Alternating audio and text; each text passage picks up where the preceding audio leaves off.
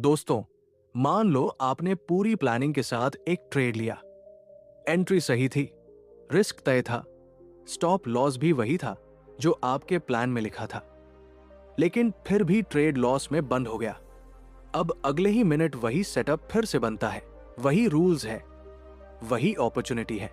लेकिन इस बार आपकी उंगली बाय या सेल बटन तक पहुंचकर रुक जाती है। सवाल ये नहीं है कि मार्केट बदल गई, सवाल यह है कि आपके अंदर ऐसा क्या बदल गया जिसने आपको रोक दिया। यहीं से एक ट्रेडर और एक कंसिस्टेंट ट्रेडर का फर्क शुरू होता है। अधिकांश लोग सोचते हैं कि लॉस के बाद वेट करना समझदारी है, लेकिन अगर मैं कहूं कि कई बार यही वेट आपके अगले बड़े प्रॉफिट को आपसे छीन लेता है, तो शायद आप अपनी पूरी ट्रेडिंग को एक नए नजरिए से देखना शुरू कर देंगे। आज मैं आपको ये नहीं बताऊंगा कि लॉस से कैसे बचना है, क्योंकि लॉस से कोई नहीं बच सकता। मैं आपको ये समझाऊंगा कि लॉस के बाद आपका माइंड ऐसा कौन सा गेम खेलता है जिसकी वजह से आप सही ट्रेड भी छोड़ देते हैं। जब आप इस साइकोलॉजी को समझ लेंगे, तब शायद पहली बार आपको एहसास होगा कि आपकी सबसे बड़ी लड़ाई मार्केट से नहीं, बल्कि अपने ही माइंड से चल रही थी। दोस्तों, लॉस होने के बाद ट्रेडर का सबसे बड़ा डिसीजन अगला ट्रेड लेना नहीं होता, बल्कि अगला ट्रेड टाल देना होता है। यही वो पल है जहां अधिकांश लोग बिना महसूस किए अपनी पूरी ट्रेडिंग बदल देते हैं। बाहर से देखने पर ऐसा लगता है कि वो बहुत पेशेंस दिखा रहा है, बहुत स्मार्ट डिसीजन ले रहा है, लेकिन अंदर एक बिल्कुल अलग कहानी चल रही होती है। मैं चाहता हूं कि आप एक सीन अपने माइंड में बनाइए। आपने अपने सारे रूल्स फॉलो किए, आपने जल्दबाजी नहीं की, आपने सही सेटअप का इंतजार किया, एंट्री ली, स्टॉप लॉस लगाया और रिस्क भी उतना ही लिया जितना हमेशा लेते हैं। लेकिन मार्केट आपकी उम्मीद के अनुसार नहीं चली और कुछ ही मिनटों में स्टॉप लॉस हिट हो गया। अब आपके अकाउंट में सिर्फ पैसे कम नहीं हुए हैं, बल्कि आपके माइंड के अंदर भी कुछ बदल चुका है। अचानक आपको लगने लगता है कि शायद आज मार्केट ठीक नहीं है, शायद आज मेरा दिन नहीं है, शायद मुझे थोड़ा वेट करना चाहिए। फिर आप चार्ट को लगातार देखते रहते हैं, हर कैंडल को एनालाइज करते हैं, हर मूव को ऑब्जर्व करते हैं, लेकिन एंट्री नहीं लेते। दिल कहता है कि अभी नहीं, थोड़ा और वेट करो। अब सबसे बड़ा सवाल यह है कि आप किस चीज का वेट कर रहे हैं। क्या मार्केट बदलने वाली है? नहीं, मार्केट को तो यह भी नहीं पता कि आपका पिछले ट्रेड में लॉस हुआ है। चार्ट पर बनने वाला अगला सेटअप भी आपके पिछले रिजल्ट को नहीं जानता। फिर आखिर ऐसा क्या है जो आपको रोक रहा है? सच ये है कि उस समय आप मार्केट का वेट नहीं कर रहे होते, आप अपने अंदर बैठे फियर के शांत होने का वेट कर रहे होते हैं। आपको लगता है कि जब अंदर से अच्छा महसूस होगा, तब अगला ट्रेड लेना आसान हो जाएगा। लेकिन यही सोच सबसे खतरनाक जाल है, क्योंकि फियर समय से नहीं जाता। फियर तब तक रहता है जब तक आप उसे समझ नहीं लेते। मैंने भी यही गलती बार बार की थी। हर लॉस के बाद मैं खुद से कहता था कि थोड़ा रुकना चाहिए।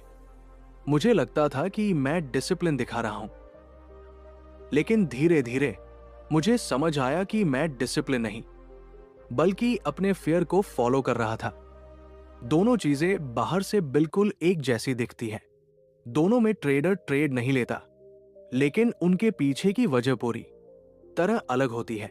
डिसिप्लिन रूल्स की वजह से रुकता है, जबकि फियर पिछले रिजल्ट की वजह से रुकता है।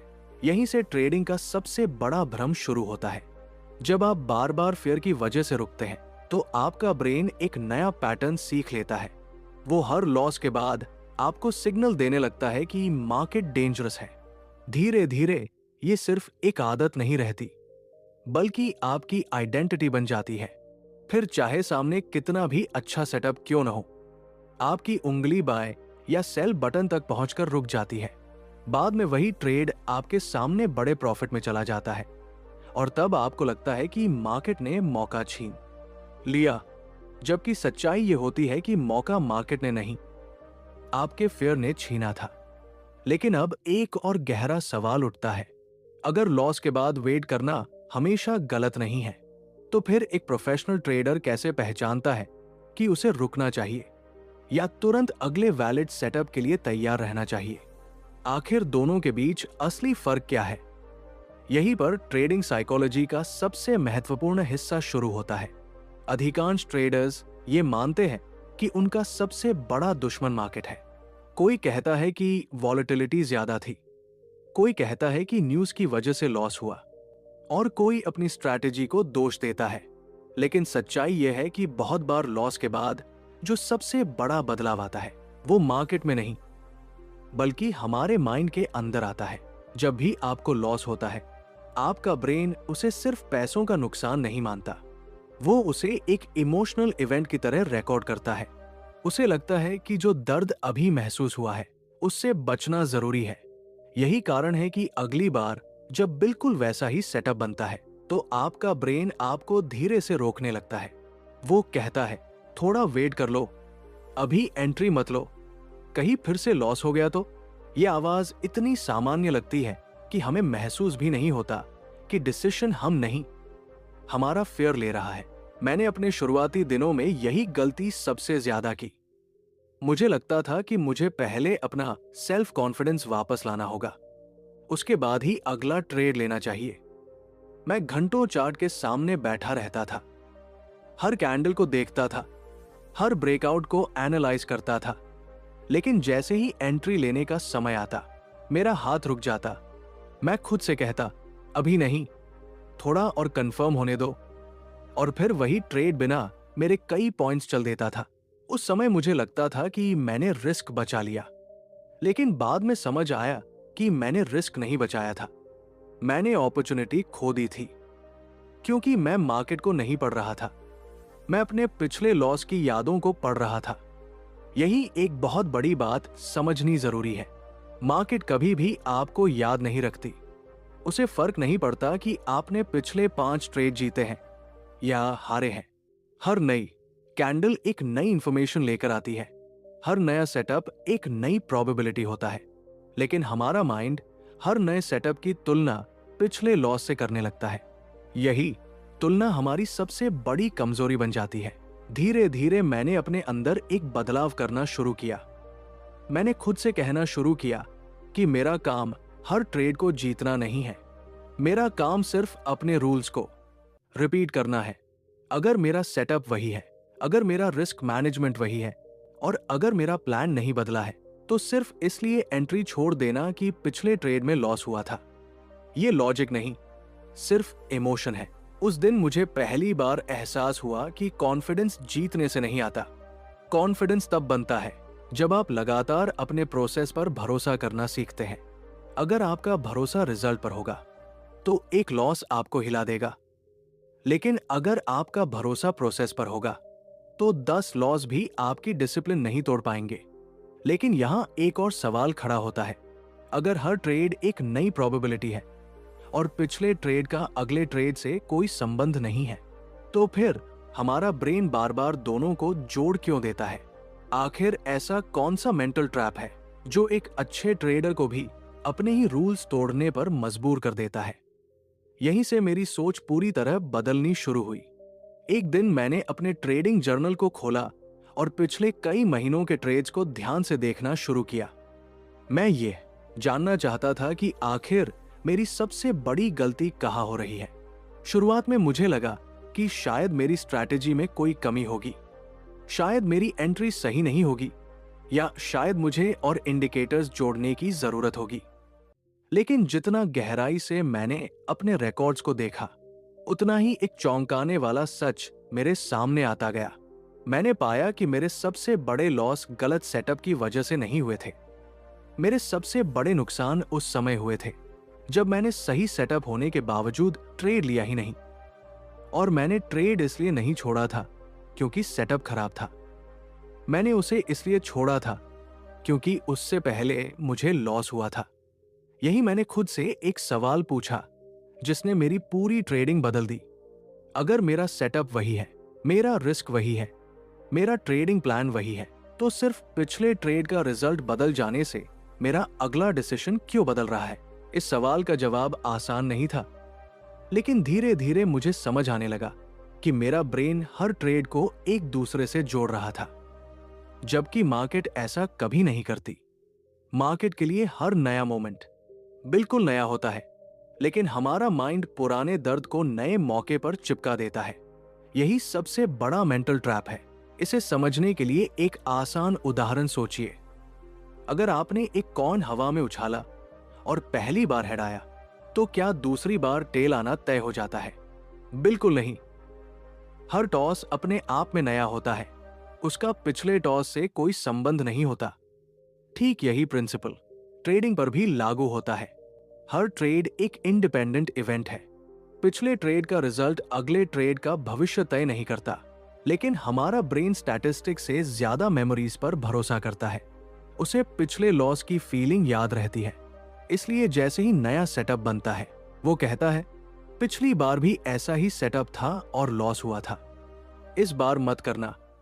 जबकि रियलिटी ये होती है कि दोनों ट्रेड्स सिर्फ देखने में एक जैसे लगते हैं, उनका रिजल्ट पहले से तय नहीं होता। जब मुझे ये बात समझ आई, तब मैंने अपने डिसीजन लेने का तरीका बदल दिया। मैंने रिजल्ट को देखना कम कर दिया और प्रोसेस को देखना शुरू कर दिया।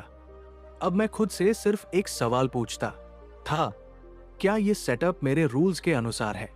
अगर जवाब हाँ होता था, तो मैं ट्रेड लेता था, चाहे पिछले 3 ट्रेड लॉस में गए हो या प्रॉफिट में, क्योंकि मैंने ये स्वीकार कर लिया था कि मेरा काम भविष्य को कंट्रोल करना नहीं है। मेरा काम सिर्फ प्रोबेबिलिटी के अनुसार सही डिसीजन लेना है। धीरे धीरे मेरे अंदर एक अलग तरह का सेल्फ कॉन्फिडेंस बनने लगा। ये सेल्फ कॉन्फिडेंस प्रॉफिट से नहीं आया था, ये इस बात से आया था कि अब मैं अपने रूल्स के अनुसार लगातार डिसीजन ले पा रहा था। मैंने महसूस किया कि कंसिस्टेंसी का मतलब लगातार जीतना नहीं है। कंसिस्टेंसी का मतलब है हर परिस्थिति में अपने प्रोसेस के प्रति ईमानदार रहना। लेकिन यहां एक बहुत महत्वपूर्ण बात समझनी बाकी है।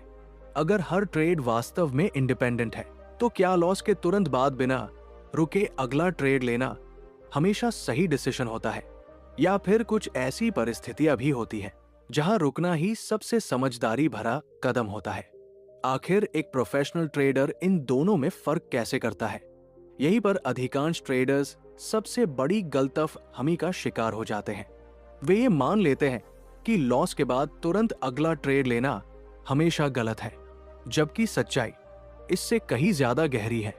असली सवाल ये नहीं है कि आपको रुकना चाहिए या नहीं। असली सवाल ये है कि आप किस वजह से रुक रहे हैं। मैंने अपनी ट्रेडिंग में एक आसान रूल बनाया था।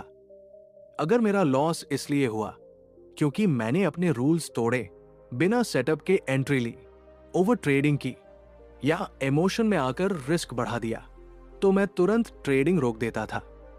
उस समय मुझे मार्केट को एनालाइज करने की जरूरत नहीं होती थी, मुझे खुद को एनालाइज करने की जरूरत होती थी, क्योंकि समस्या चार्ट में नहीं थी, समस्या मेरे डिसीजन में थी। लेकिन अगर मैंने अपना पूरा ट्रेडिंग प्लान फॉलो किया था, एंट्री वही थी जो मेरे सेटअप में थी, स्टॉप लॉस पहले से तय था, पोजीशन साइज भी मेरे रिस्क मैनेजमेंट के अनुसार थी, फिर भी ट्रेड लॉस में बंद हो गया, तो मैं उसे फेलियर नहीं मानता था। मैं उसे अपने ट्रेडिंग बिजनेस का एक सामान्य एक्सपेंस मानता था। जैसे किसी भी बिजनेस में प्रॉफिट कमाने के लिए कुछ कॉस्ट देनी पड़ती है, वैसे ही ट्रेडिंग में सही तरीके से लिया गया लॉस भी उसी कॉस्ट का हिस्सा होता है। यहीं से मेरे अंदर का फियर धीरे धीरे कम होने लगा, क्योंकि अब मैं लॉस को अपनी पहचान नहीं मानता था, मैं उसे सिर्फ एक रिजल्ट मानता था। और रिजल्ट कभी भी मेरे अगले सही डिसीजन को तय नहीं करता था। मैंने एक और आदत बनाई। हर लॉस के बाद मैं सिर्फ एक सवाल लिखता था, क्या मैंने अपने रूल्स फॉलो किए थे? अगर जवाब हाँ होता था, तो मैं अगले वैलिड सेटअप का इंतजार करता था और बिना किसी हिचकिचाहट के ट्रेड लेता था। अगर जवाब नहीं होता था, तो मैं उस दिन ट्रेड लेने से पहले अपनी गलती को समझता था। इस छोटे से बदलाव ने मेरी पूरी ट्रेडिंग बदल दी, क्योंकि अब मेरा फोकस प्रॉफिट पर नहीं, प्रोसेस पर था। याद रखिए, प्रोफेशनल ट्रेडर लॉस से नहीं डरता, वो सिर्फ अपने रूल्स तोड़ने से डरता है, क्योंकि उसे पता होता है कि एक सही प्रोसेस लंबे समय में हमेशा गलत, इमोशन से ज्यादा ताकतवर साबित होता है। लेकिन अब सबसे महत्वपूर्ण सवाल यह है, अगर ट्रेडिंग का असली खेल मार्केट में नहीं बल्कि हमारे माइंड के अंदर चलता है, तो ऐसा कौन सा एक बदलाव है जिसे अपनाकर आप लॉस के बाद भी बिना फियर के अगला सही ट्रेड ले सकते हैं और धीरे धीरे एक कंसिस्टेंट ट्रेडर बन सकते हैं? अगर इस पूरी बात का सार सिर्फ एक वाक्य में समझना हो तो वो ये होगा कि लॉस के बाद आपका सबसे बड़ा डिसीजन मार्केट नहीं लेती, आपका माइंड लेता है। जिस दिन आपने ये पहचान लिया कि आपके डिसीजन का आधार फेयर है या आपका प्रोसेस, उसी दिन आपकी ट्रेडिंग एक नए स्तर पर पहुंचने लगेगी। मैंने अपनी जर्नी में यही सीखा कि मार्केट कभी भी मुझे हर ट्रेड में रिवॉर्ड देने का वादा नहीं करती, लेकिन अगर मैं लगातार अपने रूल्स, अपने रिस्क मैनेजमेंट और अपने प्रोसेस के प्रति ईमानदार रहूं, तो समय के साथ रिजल्ट्स बदलना शुरू हो जाते हैं। पहले मैं हर लॉस को अपनी गलती मानता था, फिर मैंने समझा कि हर लॉस गलती नहीं होता। गलती तब होती है जब मैं इमोशन में आकर अपने ही बनाए हुए रूल्स को तोड़ देता हूं। याद रखिए, ट्रेडिंग में सबसे खतरनाक चीज लॉस नहीं है, सबसे खतरनाक चीज वो फेयर है जो लॉस के बाद आपके अगले सही डिसीजन को रोक देता है। अगर आपने इस फेयर को अपनी आदत बना लिया तो धीरे धीरे आप अच्छे सेटअप भी छोड़ने लगेंगे। लेकिन अगर आपने अपने माइंड को यह सिखा दिया कि हर ट्रेड सिर्फ एक नई प्रोबेबिलिटी है, तो आपका फोकस रिजल्ट से हटकर प्रोसेस पर आने लगेगा। और यही बदलाव एक सामान्य ट्रेडर को कंसिस्टेंट ट्रेडर बनाता है। जब भी अगली बार आपको लॉस हो तो तुरंत खुद को गलत साबित करने की कोशिश मत कीजिए। सबसे पहले अपने ट्रेडिंग जर्नल को खोलिए और खुद से सिर्फ एक सवाल पूछिए, क्या मैंने अपने रूल्स फॉलो किए थे? अगर जवाब हाँ है तो उस लॉस को सम्मान के साथ स्वीकार कीजिए और अगले वैलिड सेटअप के लिए तैयार रहिए।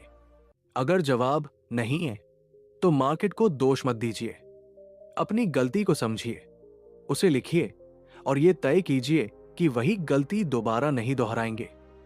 यही आदत धीरे धीरे आपकी सबसे बड़ी ताकत बन जाएगी। इस जानकारी को सिर्फ सुनकर आगे मत बढ़ जाइए। अगली बार जब भी आप ट्रेड लें, उससे पहले अपना प्लान लिखिए। ट्रेड खत्म होने के बाद अपना रिव्यू लिखिए। कुछ हफ्तों बाद आप खुद महसूस करेंगे कि आपकी सबसे बड़ी प्रगति प्रॉफिट बढ़ने से पहले आपके डिसीजन बेहतर होने में हुई है। यही वास्तविक ग्रोथ है, यही वास्तविक डिसिप्लिन है और यही वो रास्ता है जो ट्रेडिंग के साथ साथ जीवन के हर क्षेत्र में आपको बेहतर डिसीजन लेना सिखाता है। क्योंकि जो व्यक्ति अपने इमोशन को मैनेज करना सीख जाता है, वो सिर्फ बेहतर ट्रेडर नहीं बनता बल्कि बेहतर इंसान भी बनता है। अगर इस पूरी चर्चा से आप एक ही सीख अपने साथ लेकर जाएं, तो वो ये होनी चाहिए कि अपने रिजल्ट्स के पीछे मत भागिए, अपने प्रोसेस को मजबूत बनाइए। रिजल्ट्स देर-ए-बेर उसी दिशा में चलना शुरू कर देंगे। याद रखिए, मार्केट हमेशा अनिश्चित रहेगी, लेकिन आपका कैरेक्टर, आपका डिसिप्लिन और आपका प्रोसेस पूरी तरह आपके नियंत्रण में है। जिस दिन आपने इन तीनों पर काम करना शुरू कर दिया, उसी दिन आपकी ट्रेडिंग की दिशा बदलनी शुरू हो जाएगी।